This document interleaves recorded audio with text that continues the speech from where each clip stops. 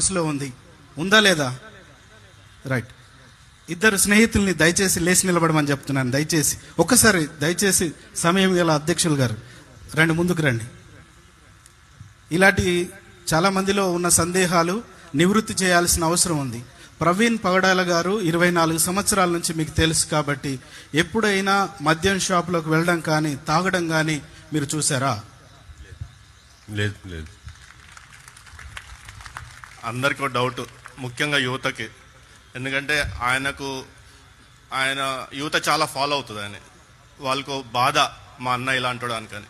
నేను 10 సంవత్సరాలు రాత్రనక పగలనక కొన్ని వేల కిలోమీటర్లు ప్రయాణం చేశాము. ముగ్గురం ఒకే కారులో వెళ్ళే వాళ్ళం, రోడ్డు మీద పడుకునే వాళ్ళం కొన్నిసార్లు. ఏ రోజు కూడా మేము ఆ వ్యక్తిని ఆ విధంగా చూడలేదు. ఆ 10 గంటల సీసీటీవీ ఫుటేజ్ మా వాడు కాదు. ఏ విధంగా చెప్తున్నా అంటే, ఒకవేళ ల్యాబొరేటరీ నుంచి ప్రవీణే అని చెప్పినా కానీ మేము నమ్మము. అది పచ్చి తాగుబోతు కూడా ఆ విధంగా అన్ని రకాలుగా తాగడండి. సస్తానికి తాగినట్టుంది అదేదో.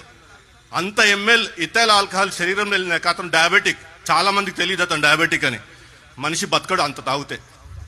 అన్ని గంటల ప్రయాణం కూడా చేయలేడు. కాబట్టి కృపతో చోటుకల్లా ప్రతి గ్రామానికి వెళ్ళేవాడు. 2027 వరకు కూడా నా క్యాలెండర్ ఫ్రీగా లేదు. ఎవరిని కూడా ఆ విధంగా చూడలేదు. ఆ విధంగా తాగేవాడైతే ప్రతిరోజు తాగాల, లేదా వారానికి 2-3 సార్లు తాగాల. ఆ వ్యక్తి కాదు అతను. నేను ఎక్కడ దెబ్బతినంటే బెనరంతో అన్నా మా వాడికి వచ్చిన బాధ ఏంటన్నా, రోడ్డు మీద కూర్చున్నాడు, ఆ విధంగా కూర్చున్నాడు, మా వాడిన కనుక్కో అన్నా అని అడిగా.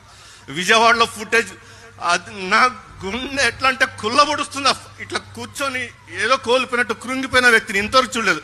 చూడండి ఆ చిరునవ్వు. 10 సంవత్సరాలు అదే చిరునవ్వు చూసేవాడిని. ఏ రోజు కూడా అటు ఆ విధంగా కృంగిపోయి ఆ వ్యక్తి మాకు తెలియదు. అందుకే ఆ పార్ట్ గురించి మాట్లాడదలుచుకోలేదు. థ్యాంక్ యూ వెరీ మచ్ అండి. ముగ్గురికి కూడా నా ప్రత్యేక వందనాలు. ఈ విషయంలో చాలా మందికి ఉన్న డౌట్ కాబట్టి ఈ డౌట్ తీర్చడానికి మాత్రమే వారిని ముందుకు తీసుకురావడం జరిగింది.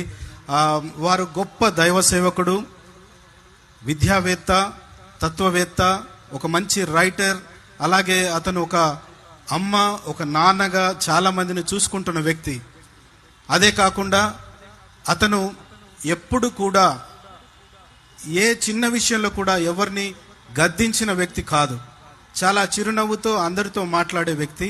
ఈవెన్ మా డిబేట్లో కూడా ఎదురుతున్న వ్యక్తులతో మాట్లాడేటప్పుడు డిబేట్ అయిపోయినాక కూడా చాలా సంతోషంగా వారితో మాట్లాడి టీ తాగి వారిని పంపించే వాళ్ళం. ఎప్పుడు కూడా ఎవరితో గొడవలు పెట్టుకున్న వ్యక్తులం కాదు. కాబట్టి ఈ మధ్యలో కొన్ని గుంపులు ఇటు అటు గొడవలు ఉన్నాయి, అందుకే ఇలా అయ్యింది అనే విషయం మాట్లాడుతున్నారు. అది కూడా